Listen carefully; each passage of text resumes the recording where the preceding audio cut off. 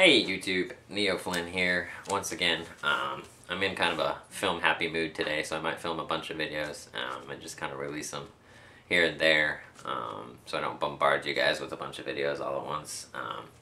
So anyway, this is going to be the latest in my top 9, and this is going to be the top 9 things that I enjoyed or didn't enjoy out of E3.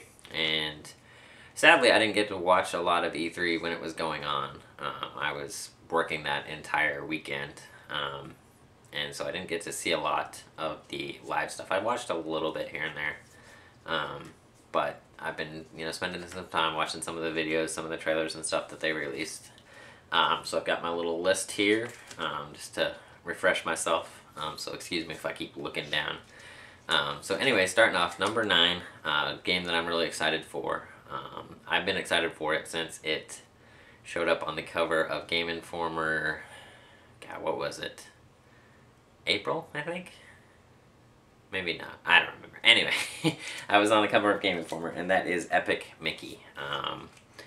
Exclusive to the Wii, and it looks like it's going to be an awesome game. One thing that I was disappointed that they announced at E3 that they're going to change from what was in the Game Informer article was originally basically based on how you played the game. Mickey would kind of change his look. Like if you were, kind of a jokester and prankster and messing around with the environment and stuff, he would look more sinister. And they've come out now and said, no, we're not going to do that. He's just going to stay what he is. But you can still, do that kind of stuff. He's just not going to change his look. So that was kind of disappointing. I thought it was a cool idea of how they would integrate that, kind of like in Knights of the Old Republic and games like that, where your character would change a little bit based on how you played. But anyway, super excited for Epic Mickey. The Wii, perfectly suited for that game. Basically, you'll be able to kind of paint the world, erase things, put things in. And it just seems like it's going to be a really good Mickey game. There's been some good Mickey games in the past. Like, what was it? The, Illusion series that was on Genesis. But looks like it'll be a good reimagining of the series. Next up on number 8 on my list, the new systems coming out. I kind of lumped these all together into one. Basically, systems or peripherals, I should say. You've got Kinect, Move, and then the 3DS. Kinect, sadly, I don't know what to expect from it. Seems like it might be cool for everything but gaming. If they do some kind of video chat features and things like that, it might be very cool. But as far as using it as a straight up gaming peripheral, I don't know. The stuff that they showed didn't look all that exciting to me as a somewhat, hardcore gamer. But it'll be interesting. I mean, there's still time, they're still tweaking it, so it'll be interesting to see what they do with it. As far as the PlayStation Move goes, I'm not a PS3 owner. I would like to be at some point. There's a few games out there now that I'm like, I'm finally jealous I don't get to play them. But the Move doesn't excite me. It just seems like a Wii knockoff, basically. But we'll see what they do with it. You never know. And finally, the 3DS. Now that one, I am a little bit excited for. But they have to implement it. It seems like all the games that they announced were basically rehashes of stuff that's already out, just it's going to be in 3D. So it's a very cool idea. It'll be interesting to actually sit in front of it and play it, and see, does it hurt your eyes after a while? What does it actually look like? How real is the 3D? So it'll be interesting to actually get hands-on with it and see. Number 7 on my list, I have the ESPN integration on Xbox Live. I think it's something, as me, a sports fan, I think this is really cool. To be able to fire up Xbox Live and watch the latest Sports Center if I missed it, or, watch highlights of something, I think is a very cool idea. Xbox Live is an awesome service. PlayStation 3 owners like to say, oh, well, ours is free, but yeah, but yours doesn't have, all the stuff that Xbox Live has. I don't mind paying $50 a year for that kind of service. They put a ton of stuff up there, and it's well worth the money that it costs. So that's one of those things that PS3 and Xbox owners like to argue about, but I think Xbox Live is definitely a superior service. Next up, another game, Bulletstorm. This game, from the makers of Gears, looks amazing. This was one that I did get to see a little bit of their live presentation. and it just looks awesome. The whole, you know, style points type of thing looked really cool to me. And it just looked like an awesome game and a lot of fun to play. I'm going to speed this up maybe just a little bit here. Next up we have New Vegas, Fallout New Vegas. You guys know I love the Fallout series, and New Vegas looks like it's just going to take it in a whole new direction. I shouldn't say a whole new direction, but a better direction.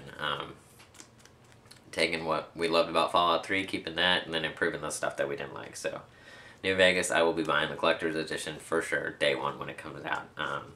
Next up we have Rage, and this is from the guys at id Software. If you don't know who that is, you know, go back to your gaming history. They pretty much created the first-person shooter, and Rage looks amazing. One of the things that really stuck out about that game to me is the backgrounds and the environments are all hand-drawn. So you don't get that kind of pattern textured look, you know, where you're seeing the same stuff over and over again like you do in a lot of those, open world type of games. So definitely excited for that. Number 3, I have Star Wars The Old Republic. A game that I'm super excited for. I was a player of Star Wars Galaxies when it first came out, and I played it for a while before I finally gave up on it. One of the few, actually, I should say the only MMORPG that I've ever played, you know, and paid for. So I enjoyed Galaxies for a while, and then got, you know, the stuff that was horrible about it, you know, kind of brought it down for me. But I have a lot of friends on there, which is what kept me playing. But Old Republic seems like it's going to be just amazing. The trailer, the Hope trailer that they released was just awesome. Made it feel like a Star Wars movie, so super excited for that one. Number 2, probably a lot higher on my list than it would be on most people's list, and that is Marvel vs. Capcom 3. You guys know, I probably talk about it in every video, because something comes up, a fighting game comes up in one of my videos just about every time. But I love fighting games, and Marvel vs. Capcom 2 is one of my favorites. And Marvel vs. Capcom 3 just looks awesome. The new characters that they're implementing seem like a really good idea. You know, Chris Redfield from Resident Evil and Deadpool, just all those guys. It seems like it's going to be really, really well done. And last but not least, you guys can probably guess the one huge release that I haven't mentioned yet, and you guys know my love of all things Halo, and that is Halo Reach. The one thing that came out of it for me was the talks of space combat. Definitely something different for the Halo series. I guess you could say it's a little bit in there, kind of, you know, Halo Wars had a little bit of those elements in it, but definitely something different, and that's what they need to do. You know, you can't just make, you know, Halo 3 Revisited, basically, but make it Halo Reach. You got to do something different with it. And the squad elements, which I think are going to be in there, seem kind of interesting. It seems like it'll be a little bit better implemented than it was in ODST. When they first announced ODST, that's kind of what it sounded like to me, and it seems like they're going more that direction with Halo Reach. So yeah, guys, that's my thoughts on my favorite stuff from E3, and, you know, a couple things that stuck out for me. Other than that, I don't have a lot to say. Like I said, I didn't get to watch a lot of stuff. There's still stuff I'm checking out, like Deus Ex 3. Haven't watched anything on that yet. But there's my top 9 list, guys. Hope you enjoyed it. Don't forget to subscribe to my stuff. If you like it, let me know, and I'll keep pumping out these videos. So thanks a lot, guys.